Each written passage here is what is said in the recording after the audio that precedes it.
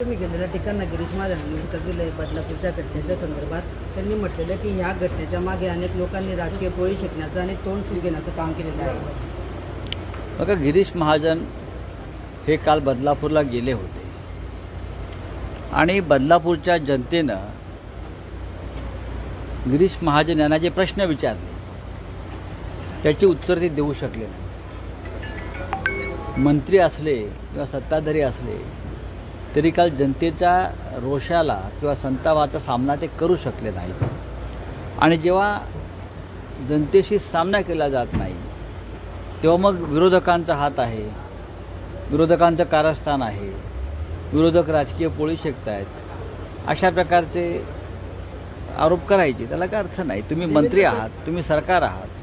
तुमच्या राज्यामध्ये जर महिलांवर अत्याचार वाढले असतील, लहान मुलांवर मुलींवर बलात्कार होत असतील तर तुम्ही जबाबदारी घेऊन त्याग केला पाहिजे सत्तेचा. तुमच्याकडे काहीच राहिलं नाही, फक्त देवेंद्र फडणवीस यांच्यावर टीका करायची, राजीनाम्याची मागणी करायची. कारण देवेंद्र फडणवीस यांनी महाराष्ट्राची वाट लावली.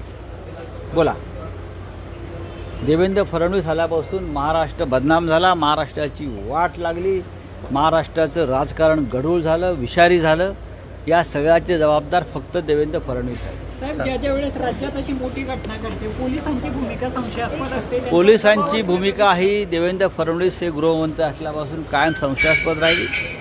पोलिसांवर कायम दबाव असतो, गुन्हेगारांना सोडण्यासाठी दबाव असतो, आपल्या पक्षाच्या गुन्हेगारांना मदत करण्याचा दबाव असतो, भ्रष्टाचारांना वाचवण्याचा दबाव असतो. त्याच्यामुळे आम्हाला पोलिसांची दया येते. विनय म्हात्रेंनी जे बोललं काल पत्रकारांवर, विनय म्हात्रेंनी काल बोललेलं आहे. वामन म्हात्रे पोलिसांनी त्याच्यावर गुन्हा दाखल केला पाहिजे. जर तो म्हणत असेल एखाद्या महिला बातमीदाराला की इतक्या जोरात बातम्या का देत आहे, तुझ्यावर तर बलात्कार झाला नाही ना, म्हणजे त्यांची इच्छा त्या मुलीवरती बलात्कार करण्याची होती का, ही जर भाषा असेल तरी महाराष्ट्राच्या संस्कृतीला शोभणारी नाही. आणि पोलिसांनी त्याच्यावर गुन्हा दाखल केला पाहिजे. पण त्या भागाचे पोलीस आयुक्त हे सुद्धा मिंधेच आहेत.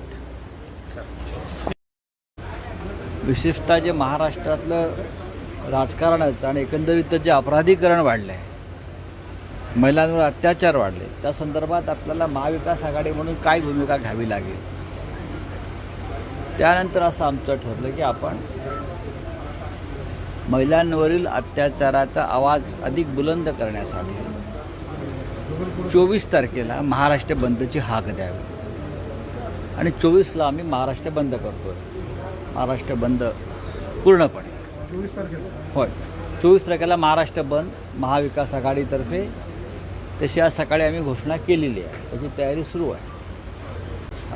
साहेब, तुमचा हा जो दौरा आहे, जनरली त्या दौऱ्यावर जर आपण एक नजर टाकली, कधी काळी तुमच्या सहकारी असलेल्या मतदारसंघामध्येच तुम्ही जोरदार शक्तीप्रदर्शनच म्हणता येईल. कारण तुम्ही आल्यानंतर एकंदरीत शिवसैनिकांमध्ये उत्साहाचं वातावरण आहे. काय नेमकी रणनीती असेल, काय मंत्र या ठिकाणी? ज्या आमच्या जागा या जळगावमध्ये आहेत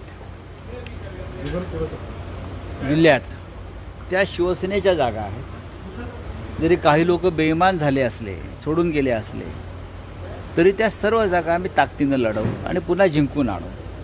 हीच आमची तयारी आणि हीच आमची रणनीती.